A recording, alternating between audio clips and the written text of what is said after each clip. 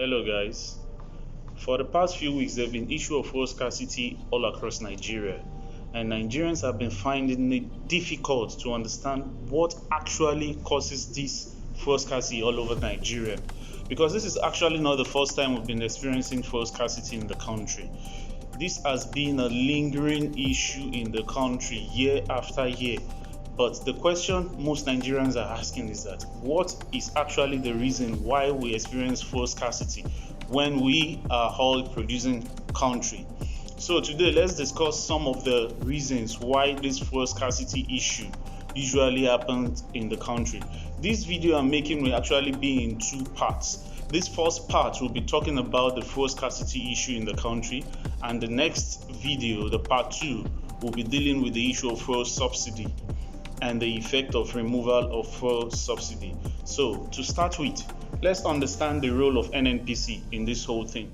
NNPC stands for the Nigerian National Petroleum Corporation. Now they've changed their name to NNPCL, which is Nigerian National Petroleum Corporation Limited. The reason why the name changed, I'm going to explain it later on. So this is what NNPC does. NNPC gets people who are interested in buying our crude oil from Nigeria. These are international oil companies, and some are also local oil companies. When I say local, I mean oil companies that are owned by Nigerians. So these people come to NNPC, pay them a lot of money in order to get our crude oil. So NNPC helps them in extracting our crude oil, sell it to them. Then they take it out of the country, out of Nigeria, to go refine in other countries. We actually have refineries in Nigeria. We have 2 in Port Harcourt, we have 1 at Warri, we have 1 in Kaduna, but these 4 refineries are no more working. They have gone obsolete, they are not functioning, and we've been getting budget after budget with several administrations in our government saying they are going to rebuild the refineries, they'll start functioning, but so unfortunate that none of them are doing anything. So when they refine this crude oil, this process of refining simply means that they are going to break down this crude oil, because this crude oil in its raw state is actually not usable. So they are going to break down this crude oil and get different petroleum products from it. From this crude oil, they get kerosene, we get petrol, which is also called PMS, that is premium motor spirit, but it's commonly called petrol. We have diesel, we have jet fuel, that is the aviation fuel which aeroplane uses. We have lubricants like the ones for engine oil. We get LPG, that is the liquefied petroleum gases. These are the cooking gases we use in our home, like the propane and butane gas. We also get petroleum jelly, which is used for Vaseline. We have wax, which is used for shoe polish and candles, and so many other things are gotten from this crude oil. But the one we import majorly into Nigeria is the most one we need is the petrol, because with this petrol and diesel also, we import diesel, we import kerosene, because these ones are actually needed in our daily life. Also, in fact, they import most of this thing into Nigeria because our refineries are not working. So NNPC is the only organization which the government has given the authority to import fuel into Nigeria. No other company is in charge of importing fuel into Nigeria apart from NNPC. So what NNPC does is that they get contractors who will help them purchase this fuel from different countries after it has been refined. Then NNPC, based on the budgets which the government has given them, they buy this fuel. They buy this fuel from these contractors, from these importers. They buy it and store it in depot. NNPC has their own depot, but now also all these depots for NNPC are no more working, and I'll tell you why the NNPC depots are not working. So normally they store them in the depot, and according to NNPC, they say Nigeria consumes about 60 million fuel per day. That is the statistics they gave us. We don't know how true that is. So sometimes they used to import more than that quantity so that they reserve the rest for some later use. So NNPC imports this oil, store it into depot, then oil marketers. We have different organizations for those ones also. One of them is IPMAN. So they go to this depot, they buy this fuel, then they take it to filling station. Also, NNPC transports this fuel to other parts of Nigeria where they don't have ports where this ship bringing this oil could land. So they take oil pipelines that they buried under the ground, they use it to transport this oil to different parts of Nigeria. So this is how NNPC does it before. So what is now wrong? Where does this fuel scarcity issue now comes from? We have different players in this issue of fuel scarcity, and I'll start from the global issue. Number one, oil price all over the world has increased because of the war going on between Russia and Ukraine. Russia is an oil producing nation, so they have countries, especially Western countries like Europe and America, where they supply fuel, but because of the support of the West with Ukraine, Russia decided to block their oil supply to some of these countries because they are no more friends. So because of this, there is large rush for oil from different places where they could get oil from. The Western countries are getting oil from them. So it has led to scarcity of fuel. So due to this scarcity now, the price has gone up. And who are the people regulating this price of oil? Is OPEC.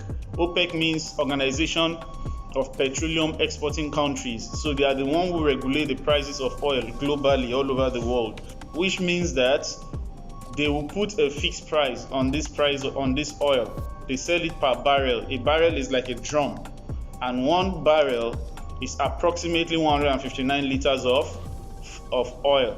So they put a fixed price on this barrel of oil, like $70 per barrel.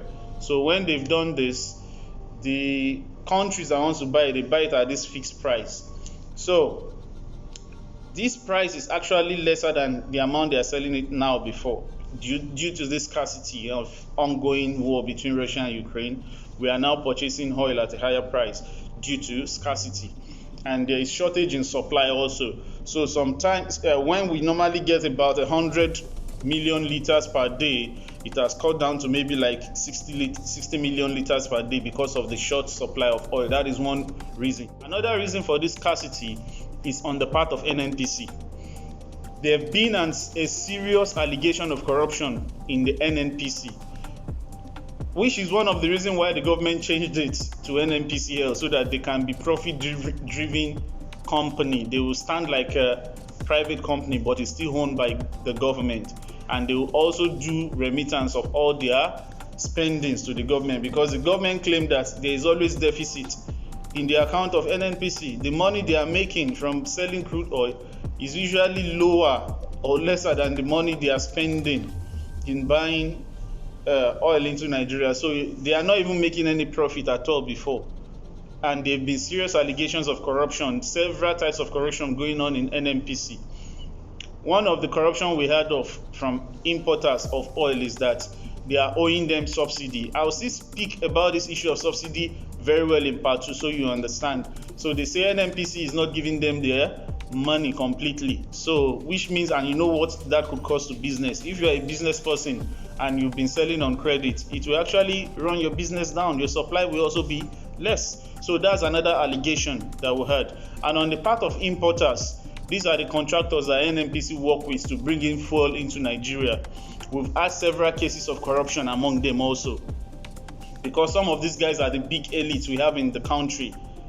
And we have so many middlemen also in this sector that you have to pass through this channel to this channel to this channel to this channel before you could get to a contractor or this. So everybody is cutting their own money from it. Now, one of the allegations that we had from these contractors with NNPC is that they inflate the amount which they get from government. Now, take for example, they sign contract with the government that they have to supply 100 million liters of fuel, but by the time they supply it, they connive with some corrupt people in NNPC. They bring lesser amount of fuel. Instead of them to bring 100 million liters, they bring maybe 80 million liters or 70 million liters and still get money for 100 million liters and still get subsidy from that. So this allegation of corruption has been going on severally between them. And now that we had something that because they know a government is leaving power, and the new government is coming, they want to suck the government out of all the money they could get from them. That is why they are bringing some type of games into this thing to make oil a bit scarce in the country so that they could get enough money from the government before this tenure leaves. Now, another allegation is on the part of the suppliers, the marketers. Now, government is subsidizing oil in Nigeria, but when these people purchase this oil from NNPC, and perhaps remember I told you NNPC doesn't have their own depot anymore, so now they use private depots. NNPC make use of private depots now. So when NNPC brings this oil into Nigeria, the private depot owners, they buy it from them. Then the oil marketers go and buy it from the private depot to supply to filling stations. Had it been the pipelines are working, the NNPC pipelines, if they are still functional, oil should be flowing easily to other states and other depots. But because the pipelines are not working, oil marketers will have to transport. NNPC also have their own filling station. So whenever they come, they still have to transport this oil by tanks, by trucks that carries fuel tank to different states in Nigeria. And we also suffer from bad road. Though there are ongoing construction in some areas, but this construction also gets damaged when these trucks are going through them because they are heavy duty trucks. So this transportation of a thing is also affecting. Imagine a truck leaving Lagos, going to maybe Delta State or going to as far as Abuja to supply fuel. By the time you calculate all the expenses and other costs, the end buyer, that is the last person who should be buying the oil, the consumers, will be purchasing this oil maybe at a rate of 600 naira, 500 naira because of bad road and because the oil pipelines are not working. So now oil marketers also, they take this oil out of our border to neighboring countries. The government has already subsidized this oil for we Nigerians, but these people will still take it out of Nigeria to go sell to neighboring countries where they do not get subsidy for their oil, and they sell it at a higher cost there and make more money. It's like they are making double amount of money from this. I know some people are still not getting this, but by the time I explain this whole fuel subsidy issue in the next part of this video, you are going to understand clearly what I'm actually talking about. The last reason for this scarcity comes down to we, the consumers. There is a friend of mine who told me once that an oil pipeline passes right inside their compound. And if this oil pipeline could be passing in their compound, I wonder how many other compounds this oil pipeline will be passing through. How will oil pipeline be passing right in people's houses? Number one, it's not even safe. There should have been a particular place where this thing passes through where people cannot build their house. And this is why you see people vandalizing oil pipelines, siphoning the oil, selling it themselves privately to oil marketers. In fact, some of them are marketers themselves, private marketers. They go and hire tanks, siphon this oil into it and sell. The other day we had stories that even a church and mosque in some places, they are doing this thing.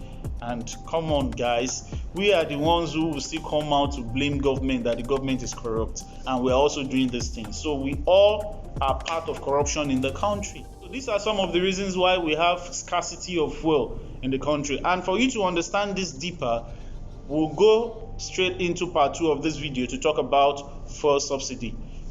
Join me in the next part of this video. Thank you.